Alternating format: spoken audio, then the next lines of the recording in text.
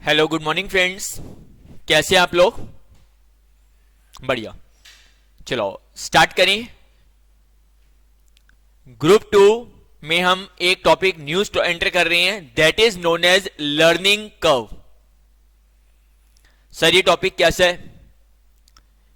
ये topic CA final के अंदर भी है, कॉस्टिंग के अंदर, और हमारे इंस्टीट्यूट ने तो कॉस्ट को ज्यादा एडवांस लेवल पे कवर अप किया हुआ है, इसीलिए उन्होंने किस पे कवर अप कर दिया? इंटर लेवल में कवर अप किया। और याद रखना इसका यूज सीएमए फाइनल में भी होता है। सर आप ये बात स्टार्टिंग में क्यों बोलती हैं? ये बात मैं स्टार्टिंग में इसलिए बोल देता हूं कि ऐसा टॉपिक नहीं है कि चलो सर समझ आ गया तो ठीक है, नहीं तो चलो क्विट कर दो, क्या हो गया, इंटर में तो है। तो मैं आपको पहले ही बता रहा हूं कि ये टॉपिक फाइनल में भी यूज होगा, इसीलिए इस टॉपिक को inter as well as final दोनों के पॉइंट ऑफ व्यू से कवर अप करना है। करें स्टार्ट। रेडी? कैलकुलेटर अपने पास है, इसके कुछ कैलकुलेशंस कैलकुलेटर पे यूज है, जिसमें लॉग टेबल और एंटी लॉग टेबल की भी बात हम कवर करेंगे। चलो चेक करेंगे लर्निंग कर्व चैप्टर्स को। देखो जो लर्निंग कर्व है, नेम से इंडिकेट हो रहा है कि जो भी टास्क हम परफॉर्म करते हैं उस पे लर्निंग होती है। मतलब सर रिपीट करेंगे एक बार प्लीज इस पॉइंट को। मैंने बोला दिस कंसेप्ट एप्लीकेबल, ये जो एप्लीकेबल होगा वो किस पे होगा? मैनुअल टास्क पे होगा। मैनुअल टास्क पे होगा, मशीन पे नहीं होगा। लर्निंग कर्व कंसेप्ट मैनुअल जो वर्क है परफॉर्म उस पे अप्लाई होता है, मशीन पे अप्लाई नहीं होता। सर ऐसा क्यों कह रहे हैं आप? देखो अगर मशीन एक यूनिट को बनाने में 5 मिनट्स लगाती है, उसने क्या किया, फर्स्ट यूनिट जो बनाई उसमें 5 मिनट्स लगे, तो सेकेंड यूनिट को बनाने में 5 मिनट्स है, थर्ड यूनिट को बनाने में 5 मिनट्स है। मशीन में ईच यूनिट पे टाइम कांस्टेंट रहता है, डिक्लाइन नहीं होता। जबकि लर्निंग क्या कहता है? लर्निंग कब कहता है कि अगर आपकी एक यूनिट जो है उसको बनाने में जो टाइम लगा, सपोज करो 10 आवर्स, तो आपने मुझे बोला और मेरी जो लर्निंग की रेशियो है वो 90% है, एग्जांपल के लिए, मतलब 90% मैं लर्न करता हूं, तो आप मुझे बताओगे इसका मतलब सेकेंड यूनिट को बनाने में 10 आवर्स नहीं लगेंगे, 10 का 90% कितना लगेगा? 9 आवर्स लगेगा। आप एक बात बताओ, जब हम रिवीजन करते हैं, क्लास में क्वेश्चंस करते हैं, तो टाइम कंज्यूम ज्यादा होता है। फर्स्ट रिवीजन जब आप करेंगे तो टाइम थोड़ा कम लगता है, सेकंड रिवीजन में टाइम और कम लगता है, थर्ड रिवीजन में टाइम और कम लगता है। और एग्जाम हॉल से पहले जब हाफ एन आवर होता है सर, तब तो पूछे ही मत, कितनी स्पीड से, बिलीव करोगे 15 मिनट्स के अंदर पूरी कॉपी भी आप रीड कर लेते हो। तो बेसिकली हम क्या कर रहे हैं? लर्न कर रहे हैं। तो मैनुअल टास्क के ऊपर लर्निंग अप्लाई होता है, बट याद रखना डबलिंग अप्रोच से। क्या मतलब हुआ? अगर आपने 1 का डबल किया, दैट इज 2 यूनिट्स, तो आपका 9 आवर्स लगे। अब 2 का डबल हुआ तो कितना हुआ बोलो? 4 यूनिट्स। तो अब आप 9 आवर्स पे 90%, इसका मतलब 8.1 आवर परफॉर्म करेंगे। तो लर्निंग कर्व डबलिंग अप्रोच पे टास्क करेगी। सर अगर डबलिंग अप्रोच नहीं होगी तो कोई बात नहीं, सारी प्रॉब्लम को हैंडल करेंगे। आप एक बार इतनी बात को नोट करो, पहले मैं इसकी थ्योरी आपको बताना शुरू करूंगा। जल्दी से इस कंसेप्ट को अपने समझने के लिए इतना नोट कर सकते हैं।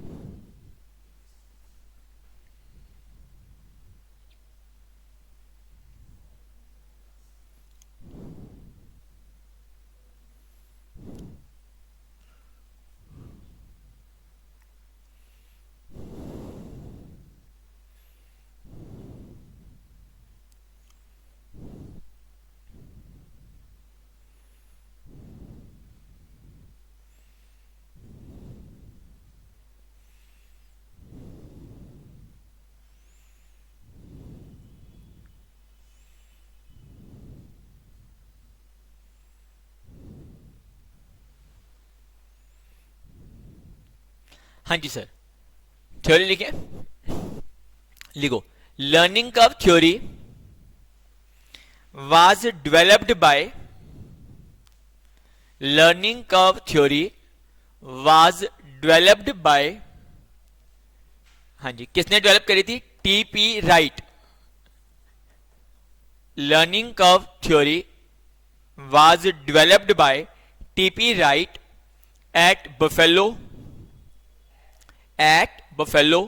in 1934। 1934 में बफेलो में टीपी राइट ने इस थ्योरी को लॉन्च किया था। 34। As per this theory whenever output gets double,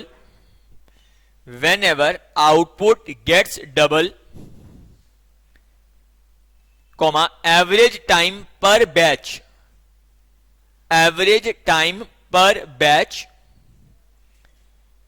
gets multiplied by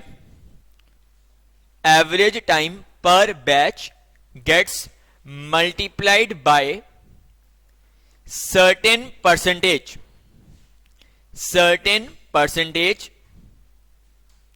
that is learning ratio, जैसे ही हमारी आउटपुट क्या होगी? डबल होगी। हम अपने टाइम को, जो एवरेज को, लर्निंग रेशियो से मल्टीप्लाई करेंगे। आप चेक करो, मैंने भी यही किया था कि अगर फर्स्ट को 10 आवर्स लगे तो सेकंड के लिए कितना टाइम लगा? उसका 90%, और फिर 4 यूनिट्स में कितना लगा? उसका 90% आपका अप्लाई होना शुरू हो गया। Full stop. अ बैच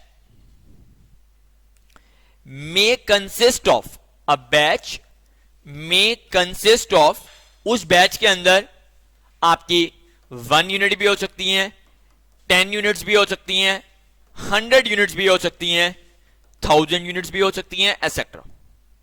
मतलब एक बैच में कितनी यूनिट्स बन रही हैं, इसके लिए कोई भी फिक्स नंबर नहीं है।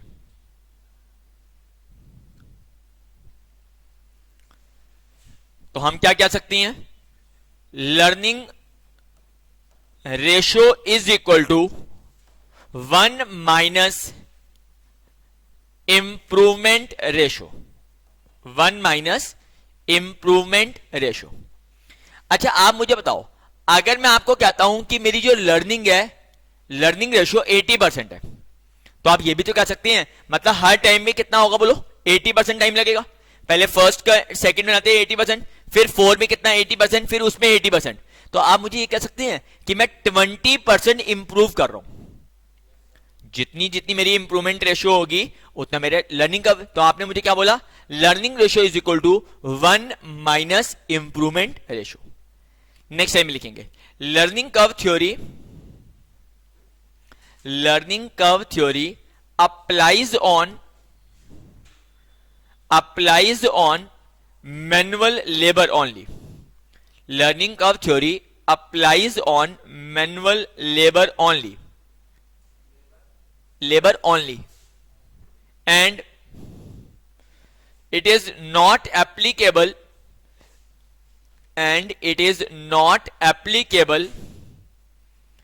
on highly automatic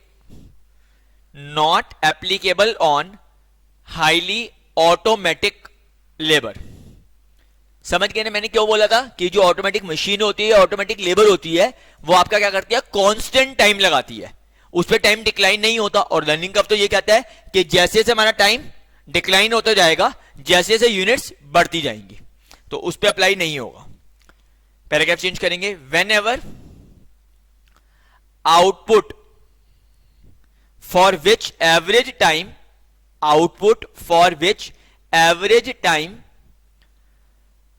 per unit is not covered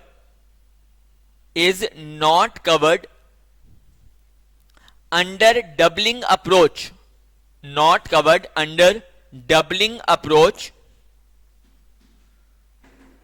comma, we will apply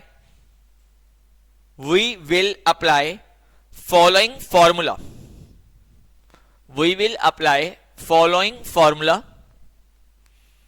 To calculate the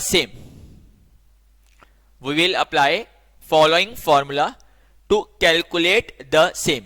हम देखो, अगर डबलिंग अप्रोच है फिर तो इसको अप्लाई करेंगे, बट अगर डबलिंग नहीं है तो फिर हम उसको अप्लाई नहीं कर पाएंगे।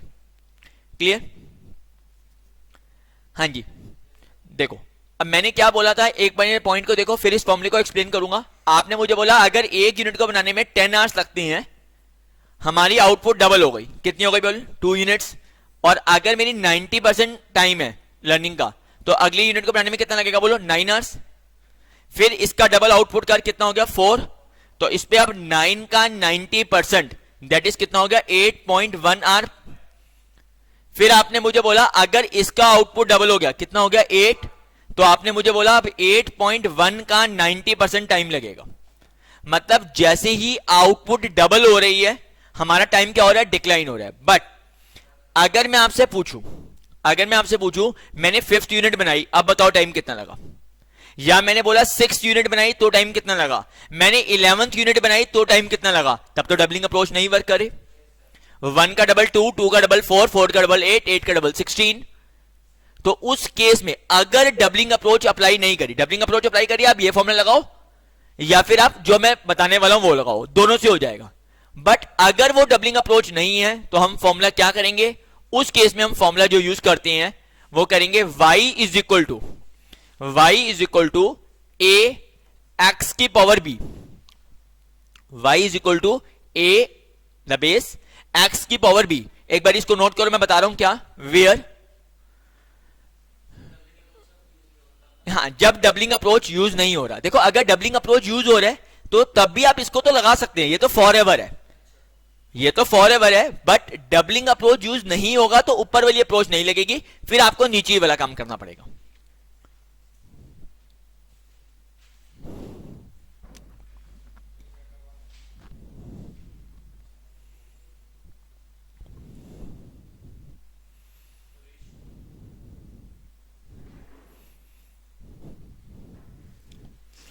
हाँ जी, clear?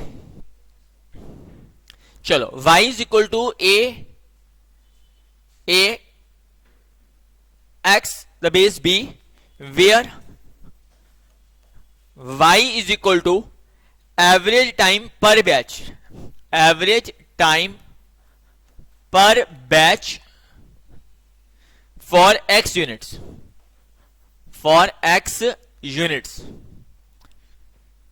A is equal to average time per batch for first unit. X is equal to number of batches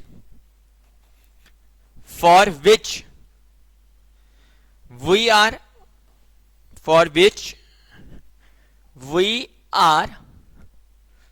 supposed to calculate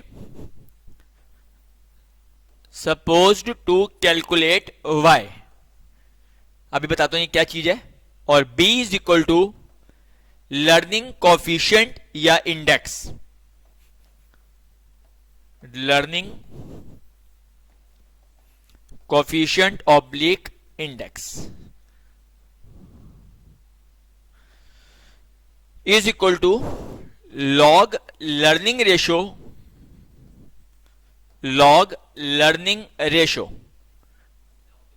divided by log 2। एक बार ये पहले इसको नोट करो, फिर मैं एक्सप्लेन कर रहा हूं। लॉग टेबल भी यूज करेंगे, अदरवाइज मैं लॉग टेबल यूज नहीं करवाता, मैं आपको कैलकुलेटर से लॉग टेबल बता दूंगा।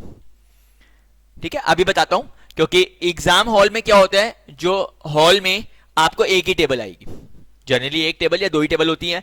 आप स्टूडेंट्स तो बहुत सारे बैठे हैं, तो आप टाइम वेस्ट तो नहीं करेंगे ना कि आपसे फ्री होंगे तो ये इसको मिलेगी, इससे फ्री होगी तो दोनों को मिलेगी। तो या तो एक तरीका ये कि आप उस लॉग टेबल को देखना भी बता दूंगा, आप उसकी वेट करो कि जब लॉग टेबल मेरे पास आएगी तब हम करेंगे। वेट करो और क्लास में बोलेंगे तो आपको, क्योंकि पहले टेबल मिलती है, कुछ क्वेश्चंस के अंदर लॉग की वैल्यू ब्रैकेट में गिवन भी होती है, बट जनरली चांस कम होंगे ऐसा कि आपको वैल्यू गिवन हो। तो अभी एक लॉग टेबल, दूसरा हमें नहीं चाहिए आपकी लॉग टेबल, हम कैलकुलेटर से खुद कैलकुलेट कर लेते हैं। तो लॉग टेबल और एंटी लॉग टेबल जो यूज होगी, मैं इसको कैलकुलेटर से भी आपके साथ यूज करवा रहा हूं। क्लियर? एक बार इसको नोट करो, फिर एक्सप्लेन करूं।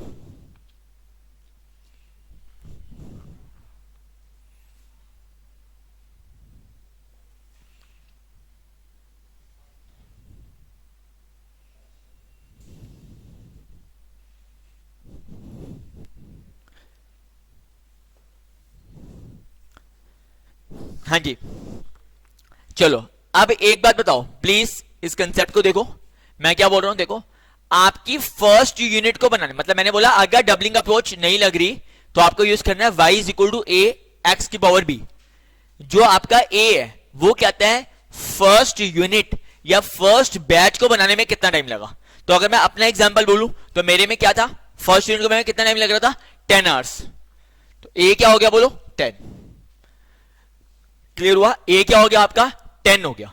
अच्छा, उसके बाद y क्या है, जितनी यूनिट हमने बनानी है, मतलब जितनी यूनिट बनानी है उनका एवरेज टाइम कितना है। जैसे अभी आप मुझे बोल रहे थे ना, देखो एक यूनिट को बनाने में 10 आवर्स, तो 2 को आपने मुझे बोला 9, 4 को आपने मुझे बोला कितना, 8.1, यही बोला ना। प्लीज जरा यहां पे फोकस करो, बाद में नोट करते रहना, जब मैं कंसेप्ट को बेस बनवा रहा हूं इसको देखो, नहीं तो कैलकुलेशन कुछ समझ नहीं आएगी आगे। देखो तो आपका जो y हुआ, मतलब जो a हुआ, ये देखो फर्स्ट यूनिट को बनाने में लगा, ये तो a हो गया। तो सेकंड यूनिट को बनाने में टाइम एवरेज कितना लग रहा है, 9। 4 यूनिट को बनाने में एवरेज टाइम कितना लग रहा है, 8.1। जो ये जो चीज आ रही है ये है आपका y, मतलब y क्या है, जो हमने आंसर कैलकुलेट करा, एवरेज टाइम। एवरेज टाइम कितना लग रहा है x यूनिट को बनाने में। तो अभी बताओ आपका क्या था, y is equal to a x की पावर b। तो y क्या हो गया, एवरेज टाइम जितनी यूनिट्स का बनाने का, a क्या है फर्स्ट यूनिट को बनाने के लिए, और x है जितनी यूनिट का हमें कैलकुलेट करना है। जैसे मेरे एग्जांपल मैंने बोला अगर आपको 13 यूनिट्स बनाना है तो आपका एवरेज टाइम क्या लगेगा। अगर मैं आपसे पूछूं 13 यूनिट बनाने हैं तो एवरेज टाइम क्या लगेगा, तो x क्या हो गया बोलो 13, और b क्या होगा आपका लर्निंग इंडेक्स या लर्निंग जो आपका कोफिशिएंट, और वो कैसे कैलकुलेट होता है, learning ratio divided by log 2, मतलब log learning ratios divide by log 2। तो अगर मेरे एग्जांपल में देखो तो क्या हो जाएगा बोलो, log लर्निंग रेशियो कितना था हमारा 90%, मतलब 0.9 डिवाइडेड बाय log 2। तो log 90 आपको जो कैलकुलेट करना पड़ेगा, log 90 डिवाइडेड बाय क्या हो जाएगा log 2। हम उस वैल्यू को बोलेंगे, हाँ जी क्या बोलेंगे जल्दी से बोलो, लर्निंग कोफिशिएंट या लर्निंग इंडेक्स बोलेंगे। क्लियर है, चलो मैं इतनी बात को मान के चलता हूं, आपको क्लियर है, क्लियर है, यही पॉइंट आपने लिखा था। अब इसके नेक्स्ट लाइन में लिखेंगे, देखो अगर मुझे b की वैल्यू, मतलब जो आपने मुझे बोला log learning ratio divide by log 2, या तो हम कैलकुलेट कर लें, और अगर मुझे क्वेश्चन में b की वैल्यू गिवन हो, अगर मैं आपको b की वैल्यू क्वेश्चन में इंडिकेट कर दूं, जैसे फॉर एग्जांपल 0.3719, तो b की वैल्यू कभी भी क्वेश्चन में गिवन होगी या आप कैलकुलेट करेंगे वो ऑलवेज नेगेटिव होगी। b की वैल्यू जो अभी हमने निकाली है, ये देखो ना log 0.9 डिवाइड बाय log 2, ये वैल्यू ऑलवेज नेगेटिव होगी। अगर क्वेश्चन में आपको b की वैल्यू पॉजिटिव भी गिवन है तब भी आप उसको नेगेटिव ही यूज करेंगे। बताओ क्यों, क्योंकि हमेशा टाइम जो लग रहा है नेक्स्ट यूनिट को बनाने में कम लगेगा, ज्यादा नहीं लगेगा। ऑलवेज टाइम क्या हो रहा है, डिक्लाइनिंग स्टेज पे है, ग्रोइंग स्टेज पे नहीं है। तो b की वैल्यू अगर नेगेटिव है तब तो बहुत अच्छी बात है, बट एग्जामिनर आपको कंफ्यूज करने के लिए b की वैल्यू पॉजिटिव दे रहा है, तब भी हम कैलकुलेशन में उसको नेगेटिव वैल्यू ही यूज करेंगे। क्लियर है, इसको लिख लेंगे नोट फॉर्म में, whenever value of b, note लिखो, whenever value of b is given in question, whenever value of b is given in question and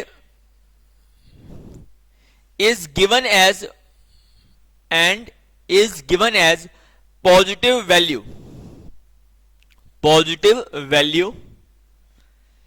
comma, then also we will treat it as negative value.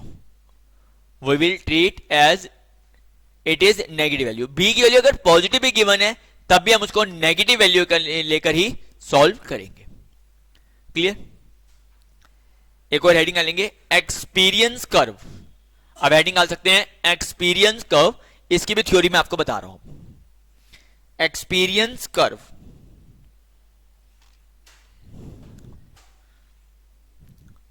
अच्छा अब बताना जरा, learning curve क्या था, जैसे जैसे हमारी आउटपुट डबल हो रही है टाइम क्या हो रहा है, डिक्लाइन हो रहा है।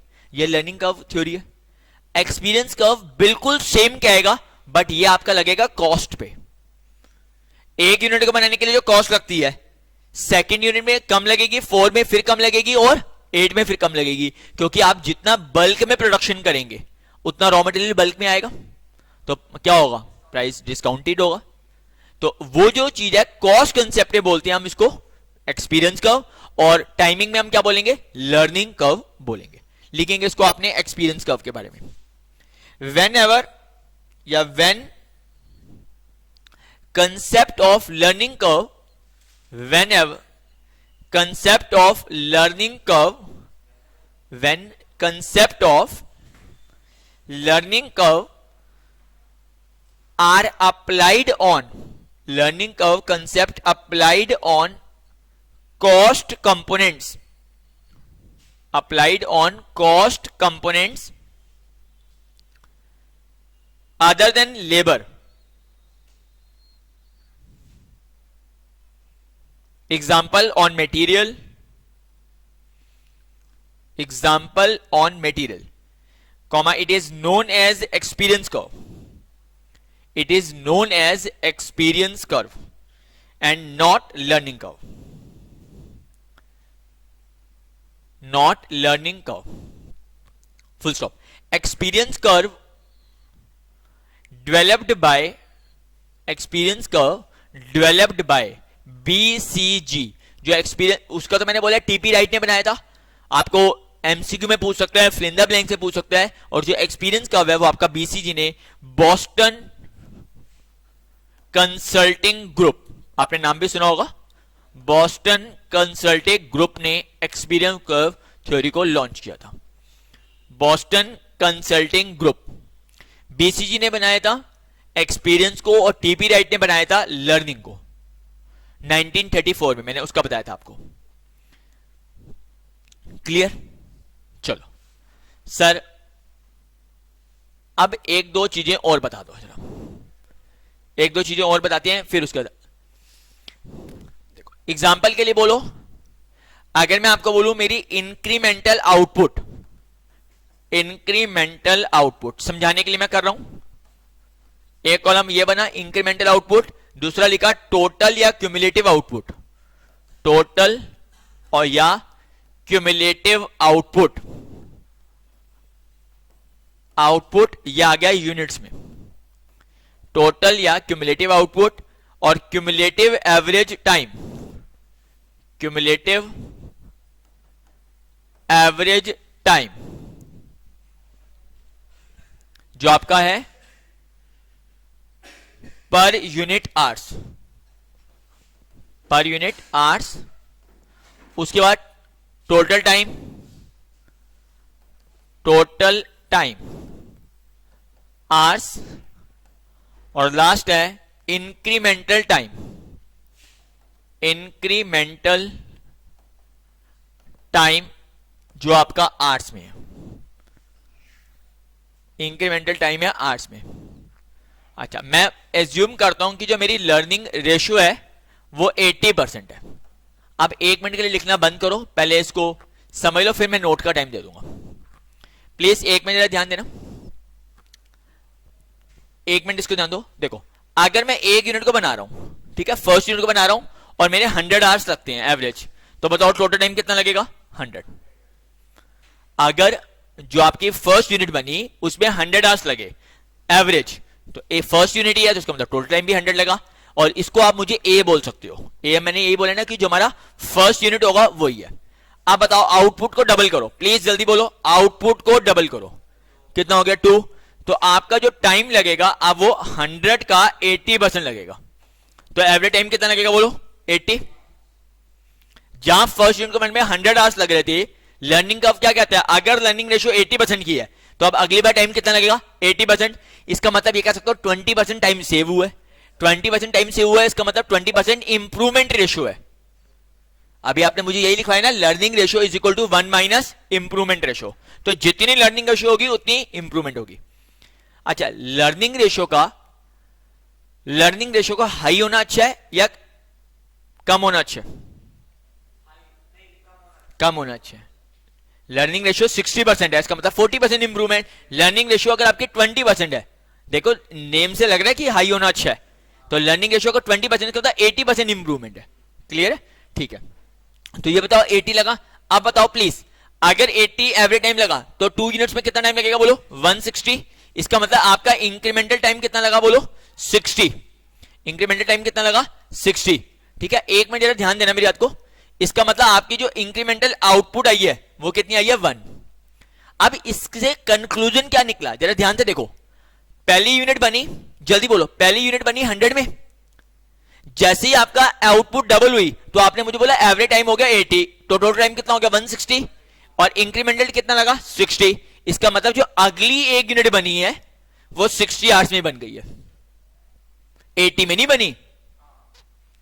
पहली यूनिट अगर 100 में बनी और सेकंड यूनिट 160 तक बन गई, तो इसका मतलब इंक्रीमेंटल टाइम तो 60 है।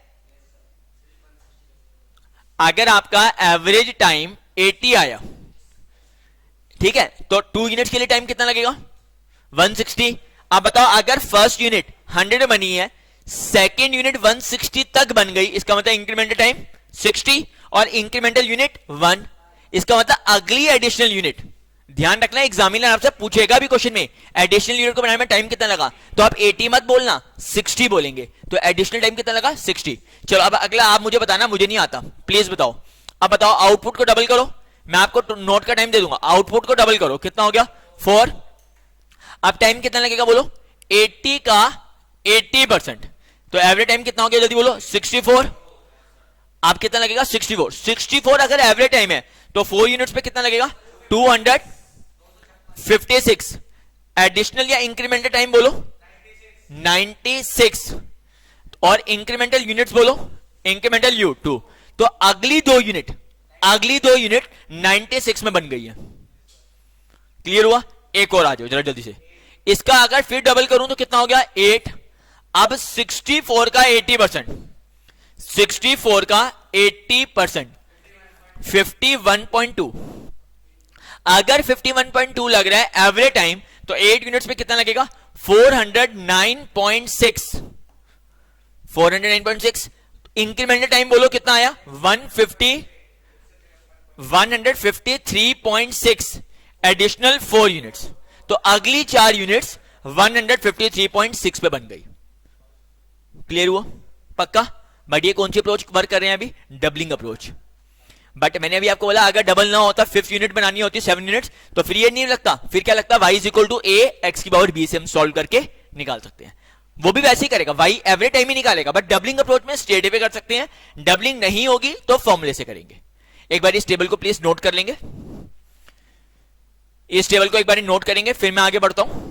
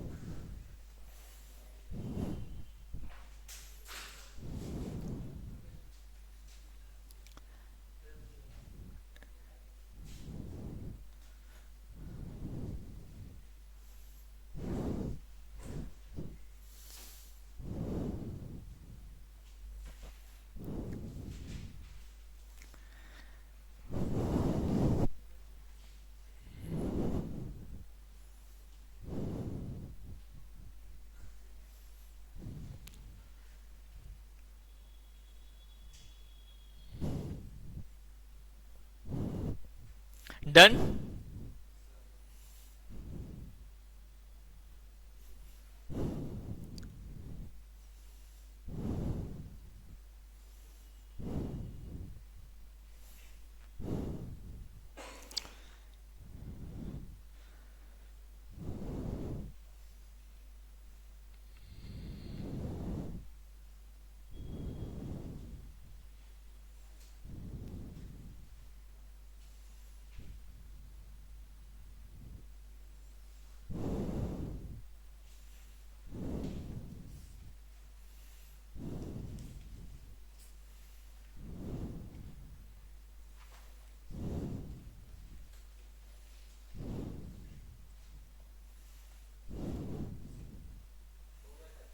हो गया।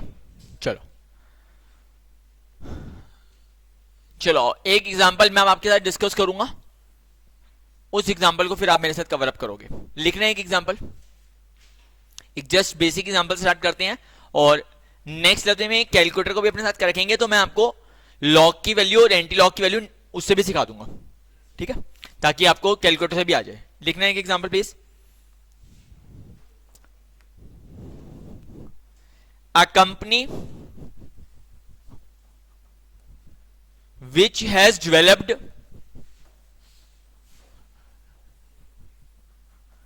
a new machine which has developed a new machine has observed that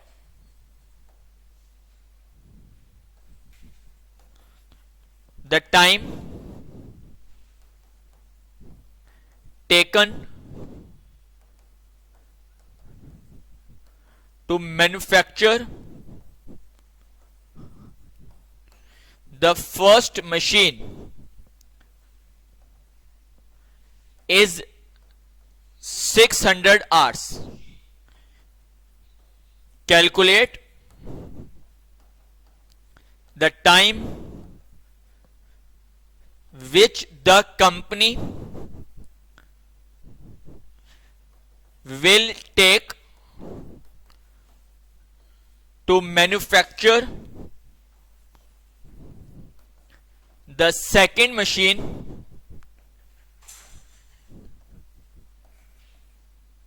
if actual learning curve ratio is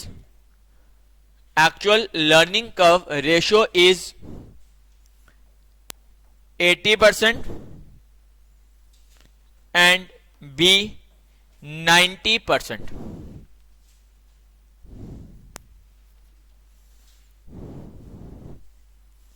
एक बार एग्जांपल को नोट करो, फिर कवर अप करें।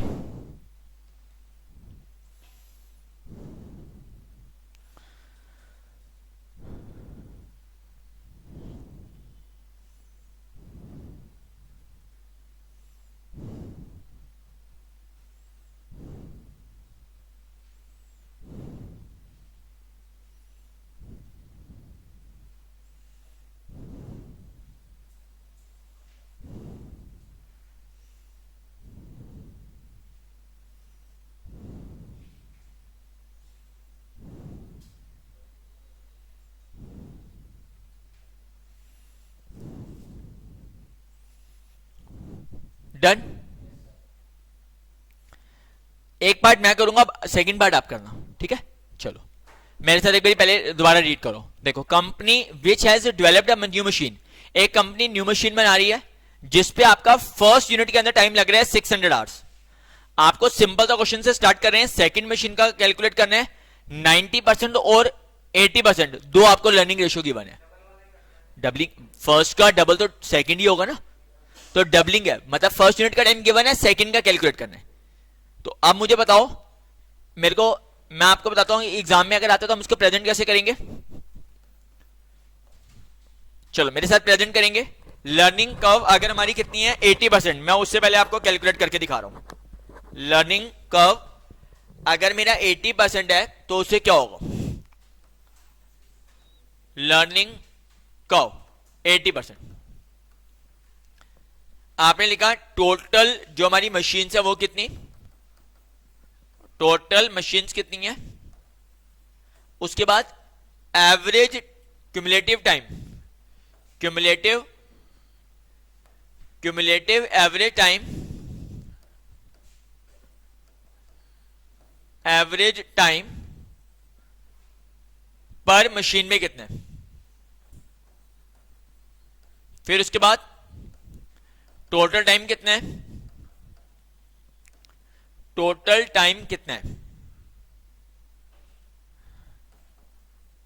और इंक्रीमेंटल टाइम कितना है आवर्स में।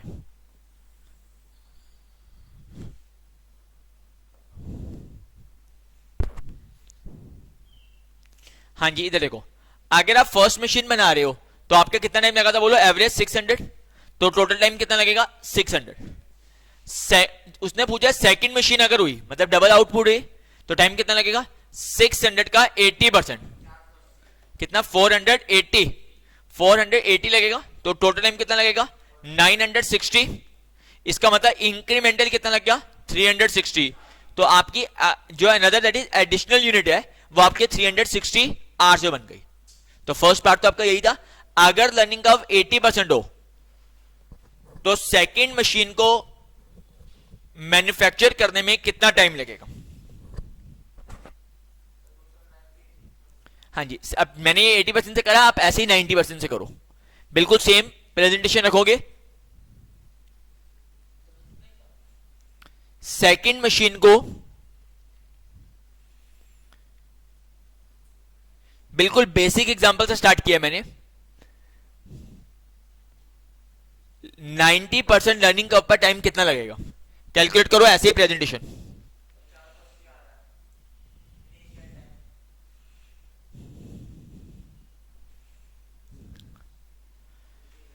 पहले 80% को नोट करके 90% को ऐसे ही ड्रॉ करो।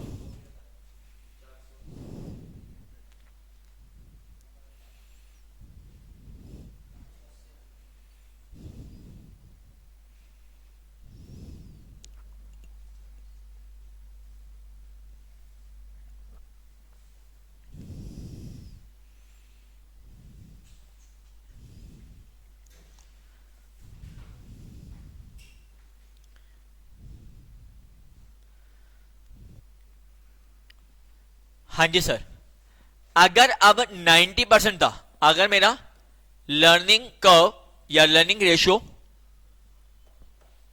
वो कितना था 90%, तो मैं अब रफ कर रहा हूं, 1 पे अगर 600 है तो अब आउटपुट अगर डबल हो गई तो 600 का कितना लगेगा 90%, कितना आ रहा था 540, तो आपका टाइम आएगा 1080, कितना आ गया 480, आपने मुझे बोला 480,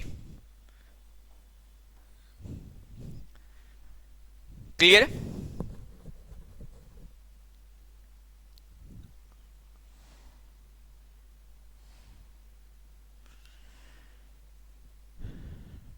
अच्छा, अगर मैं आपसे पूछूं, अगर एग्जामिनर पूछे कि आपकी जो फास्टर लर्निंग है वो किस पे आई, तो क्या बोलोगे, which one is faster learning, learning 80% पे या 90% पे, 80 पे, तो फास्टर कौन सा हो गया आपका 80% पे। आपने मुझे बोला हियर 80%, जो हमारे 80% है इज शोइंग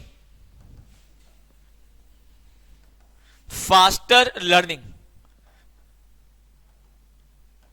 उसने आपको एडिशनल यूनिट 360 में बना के दे दी, जबकि 90% ने अगली 480 आवर से बना के दी है। और वैसे भी तो आप इस बात को जानते हैं ना, क्या चीज के लिए, अगर मेरी लर्निंग रेशो और ये रही मेरी इंप्रूवमेंट रेशो, इंप्रूवमेंट रेशो, अगर आपकी लर्निंग 80% है तो इंप्रूवमेंट 20% है, लर्निंग 90 थी तो इंप्रूवमेंट कौन सी हो गई 10, तो ये आपकी फास्टर लर्निंग है, यही आपका फास्टर लर्निंग को शो कर रहा है। तो अगर आपसे एग्जामिनर पूछे कि कौन सा आपका फास्टर लर्निंग है, तो 80% जो है वो आपका एवरेज टाइम पर यूनिट को क्या कर रहा है, रिड्यूस कर रहा है, इसीलिए वो हमारा क्या होगा, फास्टर लर्निंग को इंडिकेट करेगा।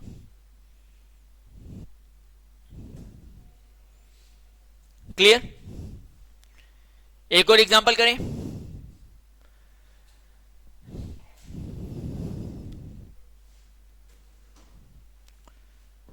चलो एक एग्जांपल और करेंगे, थोड़ा सा आप उसको टिपिकल करेंगे, धीरे धीरे एग्जांपल को टिपिकल करेंगे। मैं एग्जांपल बोल रहा हूं, आप उसको नोट कर लो। देखो, your company has been approached by a customer, your company has been approached by a customer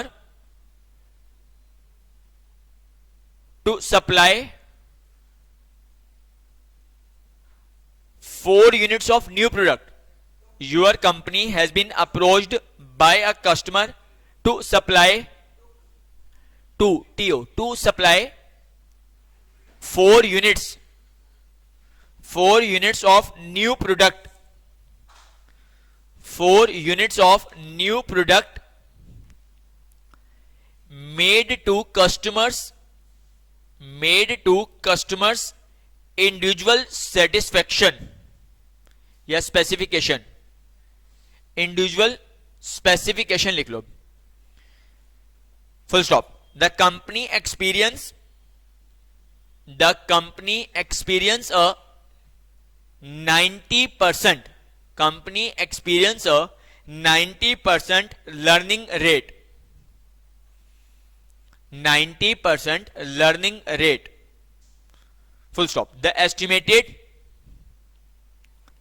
labor time for first unit of this product is 150 hours. For first unit of this product is 150 hours, and company's direct labor cost is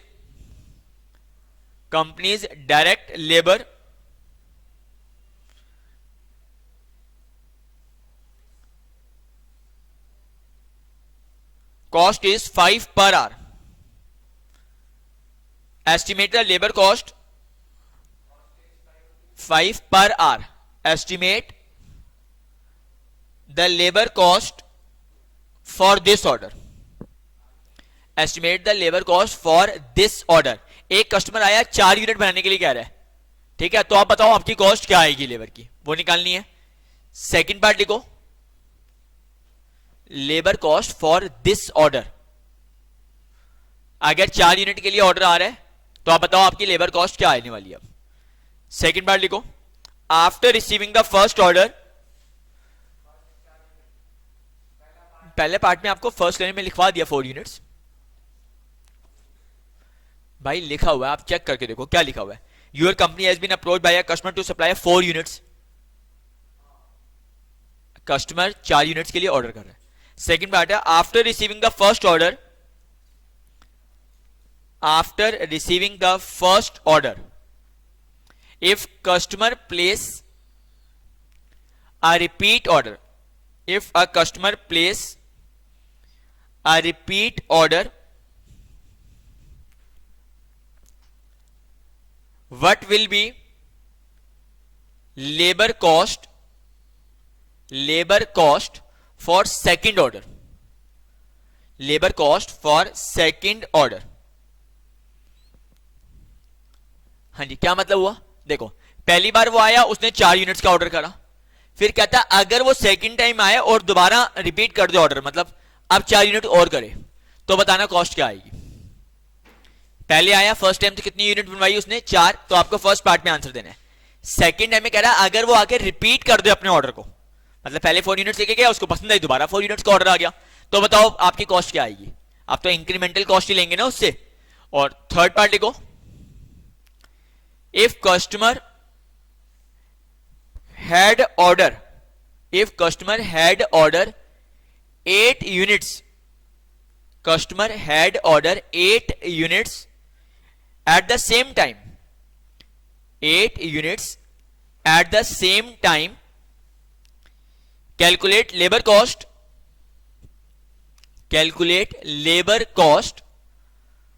per unit for the combined order.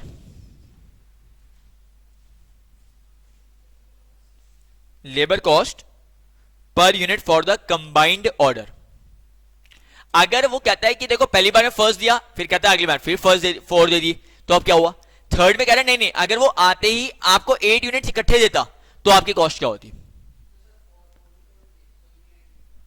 उससे incremental नहीं लेंगे. Second वाले में जो learning का apply, मुझे क्या पता अगली बार क्या आने होता, उससे तो सिर्फ इंक्रीमेंटल लेंगे, और अगर 8 होगा तो टोटल लेंगे. तो दोनों पार्ट में आंसर डिफर आएगा. वो आपसे ये पूछ रहे हैं. एक बारी क्वेश्चन को दोबारा रीड करो मेरे साथ. एक बारी क्वेश्चन को दोबारा रीड कर लेते हैं, फिर उसको एक्सप्लेन करूंगा मैं आपके साथ।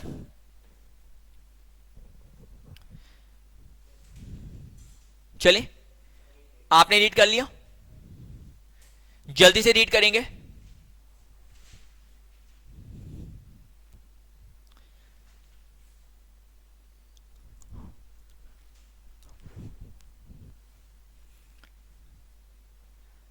आप मुझे बताओ, देखो अगर लर्निंग कर्व एनालिसिस कितना का लर्निंग हमारा 90% का ना, लर्निंग कर्व 90% है तो क्या होगा?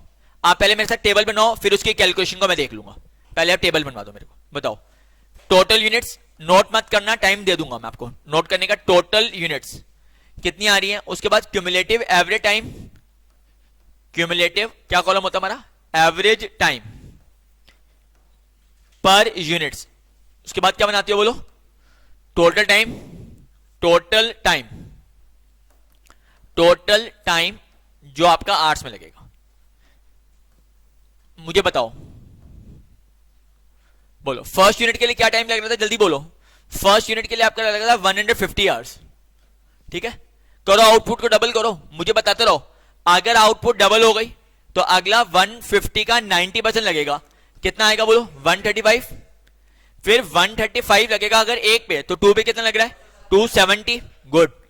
अगर फिर 4 यूनिट्स का उसने ऑर्डर किया था तो हम उसको टाइम क्या बताएंगे, 135 का 90%, 135 का 90% दैट इज 121.5 मल्टीप्लाई बाय 4 करो, 486।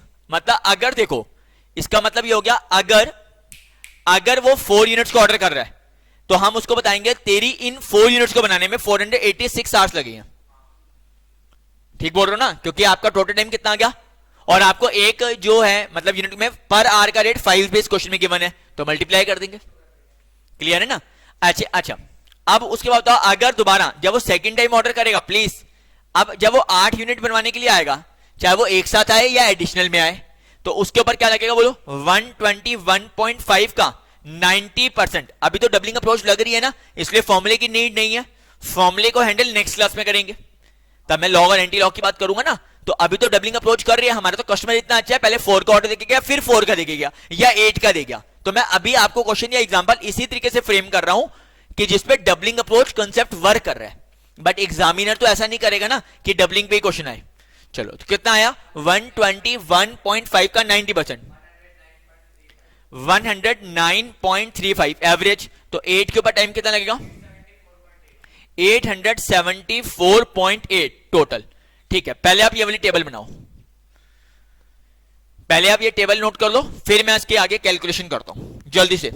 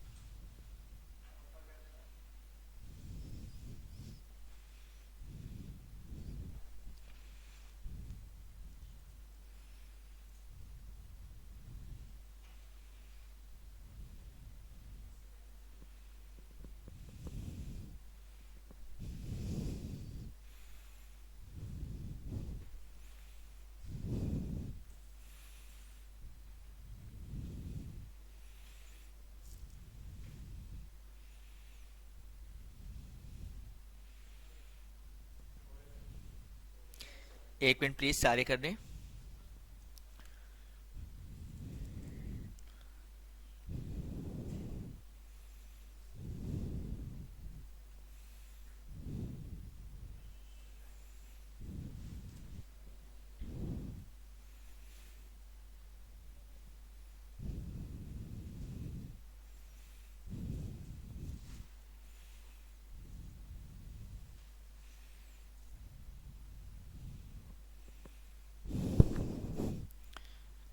हाँ जी, चले आओ फर्स्ट पार्ट पे देखते हैं।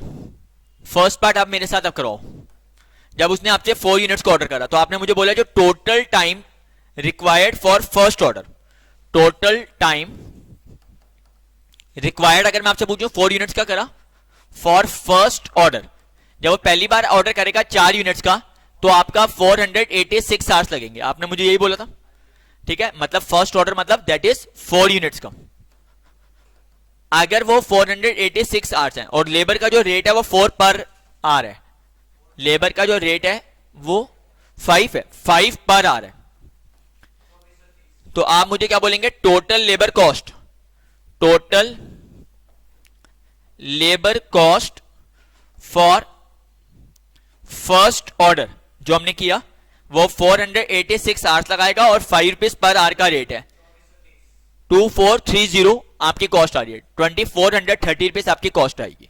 फर्स्ट पार्ट तो आपका यही था कि अगर हमारा कस्टमर हमसे 4 यूनिट्स बनवाने आएगा तो हम उसको क्या टाइम जो लगाएंगे और क्या उसको कॉस्ट बताएंगे।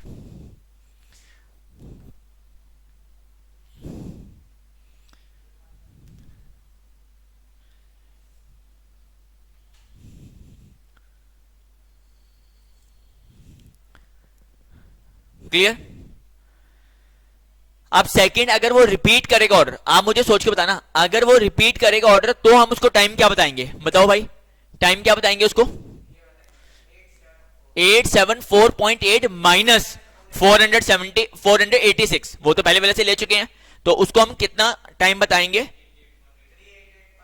चलो लिखो मेरे साथ, और लिखा total time required, total time required for, total time required for repeat order, for repeat order of 4 units. अगर 4 यूनिट्स के बाद दोबारा ऑर्डर 4 यूनिट्स का आएगा तो हम उसको बताएंगे कितना, 388.8 आवर्स।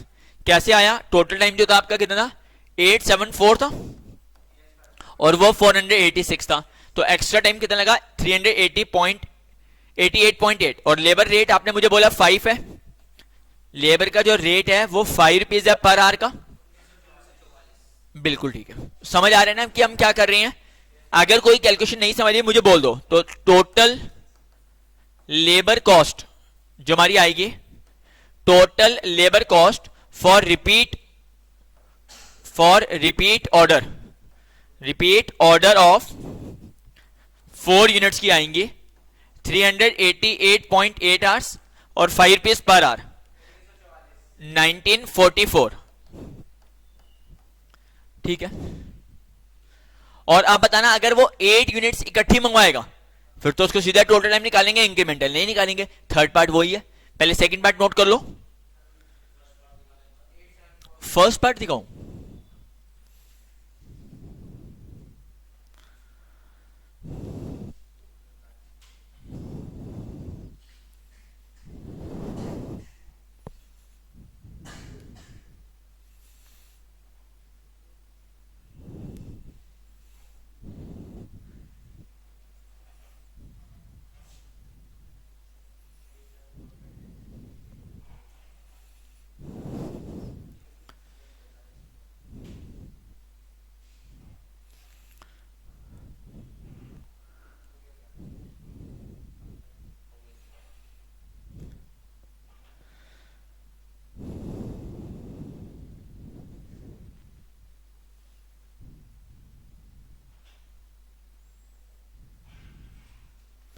चलो थर्ड पार्ट,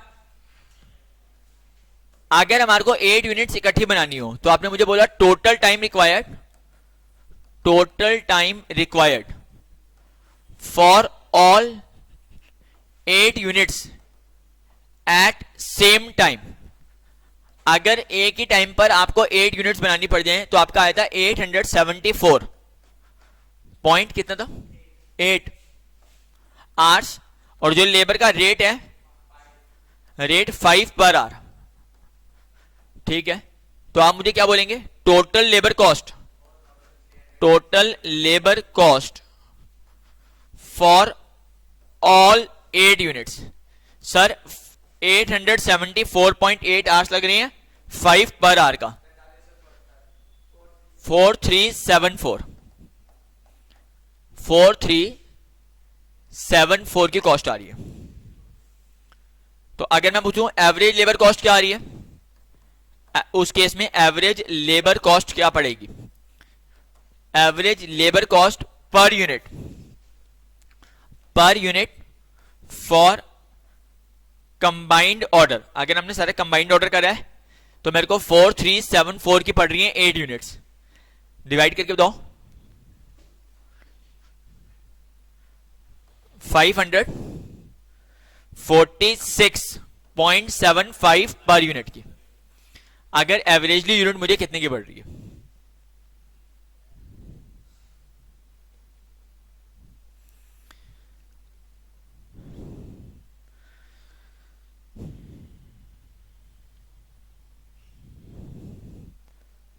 और अगर चलो इसको एक और वे में भी हम प्रेजेंट कर सकते हैं, ऑल्टरनेटिव।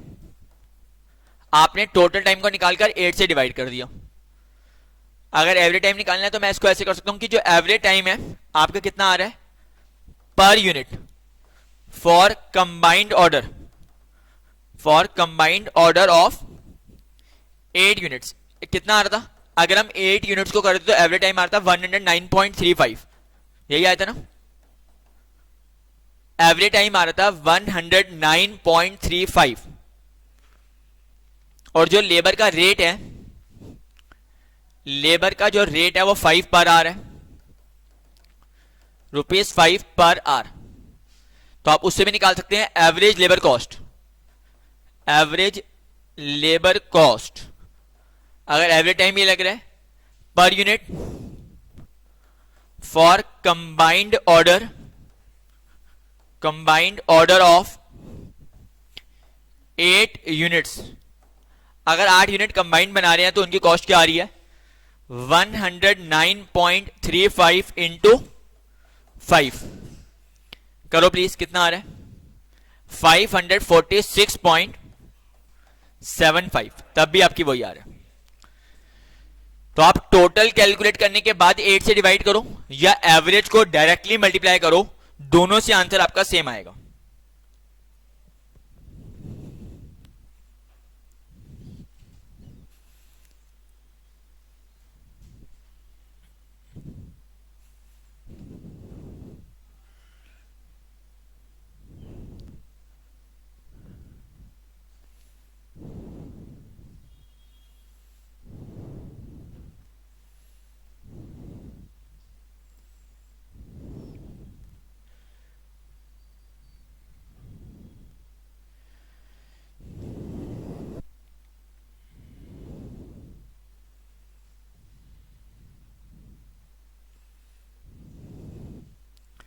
हाँ जी, ठीक है। तो बताओ आज हमने क्या किया? हमने देखा, हमने लर्निंग कर्व चैप्टर को स्टार्ट किया है। आपने मुझे बोला ये मशीन पे नहीं लगता, ऑटोमेटिक पे, क्योंकि उस पे टाइम कांस्टेंट लगता है, मैनुअल टास्क पे लगेगा। किसने करा इसको लॉन्च? टीपी राइट ने, बफेलो में 1934 में।